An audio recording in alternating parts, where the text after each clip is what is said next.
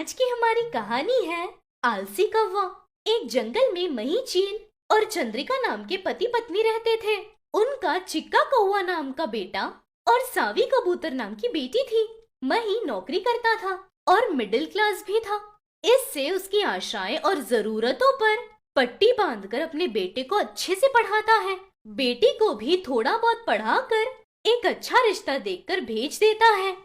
अब सावी कबूतर अपनी सास के घर अपना संसार बना रही थी तब चीका कौवा यहाँ आलसियों की तरह कभी कोई काम न किए बिना खा कर बैठना और तंग आ जाए तो सोया करता था। बेटे की हरकतें देखकर उसे समझा समझा कर थक जाता है पिता। एक दिन ऑफिस से बहुत ज्यादा थक कर घर आने के बाद आलसी बेटा सोता रहता है। पत्नी चंद्रिका मही से ऐसे कहती है, ए जी, आ गए? जल्दी से जाकर मटके भर पानी ले आइए। आज ना पानी नहीं आया है। पानी नहीं, इसलिए खाना भी नहीं बन पाया। ऐसे चंद्रिका के कहते ही पहले से ही थक कर आया पति पत्नी से ऐसे कहता है, अरे पहले से ही इतना ज्यादा थक गया हूँ मैं। आते ही ये सारे काम मुझे बताने के बजाय घर में 3 वक्त ठूसने वाले इस आलसी को भेजा होता। उसको बोल सकती थी ना तुम। बोले बिना चुप क्यों रहूंगी? उसे बोल बोल कर मैं थक गई हूँ, लेकिन वो हिला नहीं। और क्या बोलूं बताइए? जवान बेटे को समझाने के अलावा क्या कर सकते हैं? ऐसे कहने पर उम्र होने के बावजूद जिम्मेदारी न होने पर क्या कहना है समझ न आकर किस्मत को दोष देते हुए जाकर पत्नी को पानी ले आकर देता है। इस तरह पढ़कर बड़ा आदमी बनने के बजाय आलसी बनने पर हर दिन मही बहुत उदास हुआ करता। ऐसे दिन गुजरते हैं। एक दिन सुबह उठते साथ ही चंद्रिका रोती रहती है। पति मही वहां उसके पास जाकर ऐसे कहता है। ऐसे पूछने पर चंद्रिका पति को ऐसे जवाब देती है, रो नहीं तो और क्या बचा है जी? बेटा हमारा आलसी है और बेटी अमीर घराने में शादी करवा कर भेजा।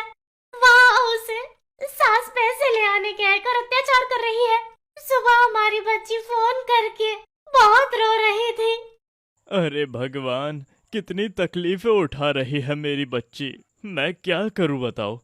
अगर बेटा हमारे हाथ में होता तो अच्छा दहेज देकर अच्छे परिवार में अच्छे लड़के से शादी करवाता। हमारा ही सिक्का खोटा है ना, मेरे अकेले की कमाई से नहीं चल पा रहा, इसीलिए दहेज आपकी मर्जी कहा, इसीलिए यहाँ रिश्ता किया। शादी के बाद पता चला उनका असली रूप। ऐसे पत्नी से कहकर उदास होता है।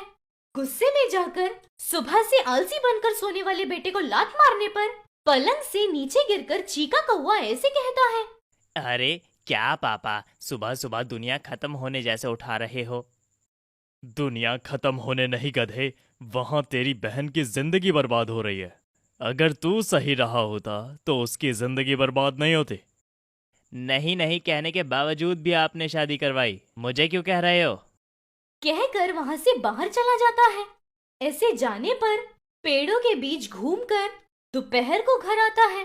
तब माँ से ऐसे कहता है, माँ बहुत भूख लगी है, खाना बन गया। तुम्हारे पति ने जो काम किया उसकी वजह से सुबह ब्रश किए बिना भी निकल गया। अब भूख को रोकना मेरे बस की नहीं। ऐसे बेशर्मों की तरह घर आकर भूख कहता है।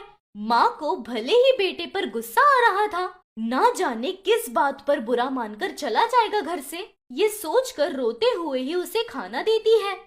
कम से कम अपनी माँ की तकलीफों को पूछे बिना ही चीका खाकर फिर से सो जाता है। शाम को मही घर आकर पैसे पत्नी को देकर ऐसे कहता है, ये लो चंद्रा, फिर से वुलू के पास से ब्याज पर पैसे लिए। ये ले जाकर उनके मुंह पर मार कर आओ और हमारी बच्ची को तकलीफ ना देने का हो। अरे मैं कैसे जाऊंगी? बेटे को देकर भेजिए। बाप रे, उससे नहीं बाबा। उसके आलसीपन से बैग में पैसे रखकर सो गया तो चोरी भी हो जाएगा तो पता नहीं चलेगा उसे। ऐसा गधा है वो, इसलिए मैं ही छुट्टी लेकर पैसे देकर आऊंगा। ऐसे मही कहकर ससुराल में अपनी बेटी को देखकर उसकी सास को पैसे देकर ऐसे कहता है, देखिए बहना, ये लीजिए, आपको काम में आएंगे इसलिए पैसे लाया हूँ, ये लीजिए। अरे क्या भैया, आप शादी के वक्त ही दहेज नहीं मांगा, बेटी के लिए लाए पैसे मुझे क्यों दे रहे हैं आप? उसे ही दीजिए ना। बेटा सावी, यहाँ आओ बेटा, पापा तुझे पैसे देने यहाँ आए थे, ले लो।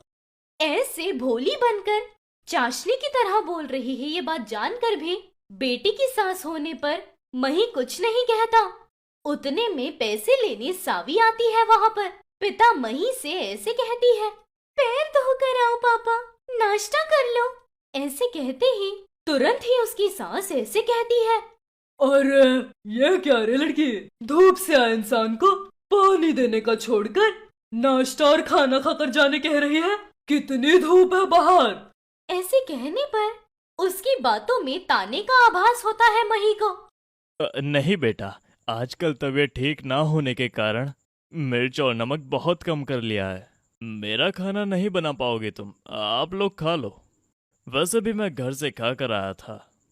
ऐसे बोलकर बेटी को कैसे घर में दिया है उस उदासी में वहां से घर आ जाता है। आते वक्त रास्ते में वो ऐसे सोचता है, अब फायदा नहीं, कैसे भी उस आलसी में बदलाव लाना होगा। ऐसे बेटी का घर बर्बाद होते देख, वहां बेटे को बिगड़ता देख तंग आ गया हूं मैं। ऐसे सोचकर कहीं और ही चला जाता है। ऐसे रात गुजरती है। चंद्रिका सुबह आलसी बेटे से ऐसे कहती है, ए चीका, उठ रे, पापा कल छोटी को पैसे देने गए थे, अब तक नहीं आए। चीका लेटते हुए ही ऐसे कहता है, अरे क्या है माँ, सुबह सुबह पापा छोटी के घर ही रुक गए होंगे। अरे नहीं रे, मैंने छोटी को फोन लगाया, पापा उन्हें पैसे देकर चले गए थे, लेकिन घर नहीं आए, मुझे डर लग रहा है रे। ऐसे कहते ही चीका घबरा जाता है, इसलिए तुरंत अपने आलस को छोड़कर पिता को ढूंढने निकल जाता है। ऐसे चीका अपने पिता मही को 1 हफ्ते तक ढूंढता है, लेकिन कहीं मही का पता नहीं चलता। उतने में मही गायब हो गया है। न जाने ये कैसे पता चला। सारे उधार देने वालों को पता चलकर वे लोग घर आ जाते हैं। मही के पास से जो पैसे आने वाले थे वो तुरंत उन्हें चाहिए, ऐसे झगड़ा शुरू करते हैं। तब चीका कौवा उन सबको ऐसे कहता है, अरे मेरे पापा नजर नहीं आ रहे, इसका मतलब आपके पैसे डूब गए क्या? वो जल्दी आ जाएंगे और आपके पैसे भी लौटा देंगे। ऐसे कैसे कह सकते हो तुम? अगर तुम्हारे पापा ने ये बोझ ना सहन पाकर कुछ कर लिया होगा तो? क्या बोल रहे हो? आपके पैसे कहीं नहीं जाएंगे। हमें इस बात की क्या गारंटी है? तुम्हारे पापा तो नजर भी नहीं आ रहे और तुम एक नंबर के आलसी हो, अच्छा खासा पढ़े हो, लेकिन घर में खाने के अलावा कुछ नहीं आता। और ऐसे में हम तुम्हारी बात क्यों माने भाई? वो सब छोड़ो, चुपचाप हमारे पैसे हमें लौटा दो, नहीं तो पूरी इज्जत निकाल लेंगे। ऐसे उनके कहने पर चीका कौवा उन्हें समझाने की बहुत कोशिशें करता है, लेकिन कोई फायदा नहीं होता। आखिरकार कर्जा देने वाले सारे लोग मिलकर उसके पिता को भला बुरा कहकर अपमान कर रहे थे। तब वो सब सहन न कर पाकर चीका कौवा ऐसे कहता है, देखिए, अगर आपको मेरे पापा पर विश्वास नहीं तो आपके पैसे मैं चुकाऊंगा। आपके पैसे चुकाने तक मैं मेहनत से काम कर कर कमाऊंगा। चाहे तो लिख कर देता हूँ, लेकिन मेरे पापा के बारे में भला बुरा मत कहो। ऐसे बोलकर सभी लोगों को जवाब देकर भेज देता है। और उस दिन से शुरू करके आलस को छोड़कर पिता के अपमान को सहन ना कर पाकर अपनी समझदारी से एक अच्छी कंपनी में लग जाता है चीका। उसके बाद दिन रात मेहनत करके एक एक महीने में एक एक का कर्जा चुकाकर उसके पिता ने उनके लिए जो भी कर्जे लिए थे वो चुका देता है। उतने में जिम्मेदार बनकर अपने पिता के कर्जे चुका रहे चीका कौवा से उसकी माँ ऐसे कहती है, अरे चीका, छोटी की सास फिर से पैसों के लिए उसे सता रही है बेटा, उसे पैसे भिजवा देना। नहीं माँ, अब छोटी के ससुराल के लिए हम पैसे नहीं भिजवाएंगे। अगर हम देते रहेंगे तो वो मांगती ही रहेगी। अभी छोटी का नाम लेकर उसकी सास ने बहुत पैसे खा लिए हैं। पापा ने जो इतने कर्जे किए हैं ना, वही मेन वजह है। इसलिए वो छोटी को परेशान ना करे इसलिए, और कभी हमसे पैसे न मांगे इसलिए पुलिस कंप्लेन किया है। पुलिस ने उसकी काउंसलिंग की है, वो अब बदल गई है। ऐसे बोलकर जो काम पति ना कर पाया वो बेटे ने किया, उसकी समझदारी पर खुश होती है माँ। ऐसे दिन गुजरते हैं। पिता के बारे में कुछ पता न चलने के कारण पेपर में ऐड देते हुए, लोगों से ढूंढवाते हुए और दूसरी तरफ अपने परिवार को भी बहुत अच्छे से संभालता है चीका। ऐसे समय पर एक दिन मही चील लौटकर घर आता है। तब बेटे से ऐसे कहता है, बहुत खुशी हो रही है बेटा तुझे देखकर। मेरा बेटा आलसी है कहने वाले हर एक इंसान को मुंह तोड़ जवाब दिया है तूने। तू मेहनती बन गया बेटा। जिम्मेदार बनकर कर्जे चुकाकर बहन के ससुराल को भी संभाला। वो सब तो ठीक है पापा, लेकिन कहाँ चले गए थे? आपके लिए माँ कितनी उदास हुई, मैं कितना उदास हुआ, पता है आपको? मुझे सब पता है बेटा। मेरे गायब होने के बाद तू कर्जे वालों के सामने मेरी इज्जत बचाने के लिए जिस दिन से कमाई पर निकल गया ना, उस दिन से सब पता है। दिन ब दिन तेरे आलसपन को तेरे से दूर जाते देख, तुझे जिम्मेदार बनते हुए देख, इतनी मेहनत करते हुए देख, बहुत खुश हुआ मैं। इसलिए तुझ में बदलाव लाने के लिए पैसे लेने वाले लोगों को मैंने ही घर भेजा था। मैंने जो बदलाव की उम्मीद की थी वो तुझ में आ गई है।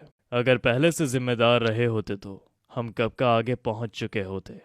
ऐसे इतने समय से बेटे के आलसपन की वजह से वो जो तकलीफें उठा रहा था और आज की खुशी को अपने बेटे से बांटता है, वो उसके उस नाटक में अपनी पत्नी को और उधार देने वालों को किस किस समय में शस्त्र की तरह उपयोग किया, सब बताता है। तब बेटा अपने पिता की तकलीफों को समझता है और उसके बाद से वो आलसी बेटा एकदम जिम्मेदार बेटा बन जाता है। वे लोग बहुत खुशी से जी रहे थे। अगर ये कहानी आपको पसंद आई तो हमारे चैनल को तुरंत सब्सक्राइब कीजिए। Thank you for watching.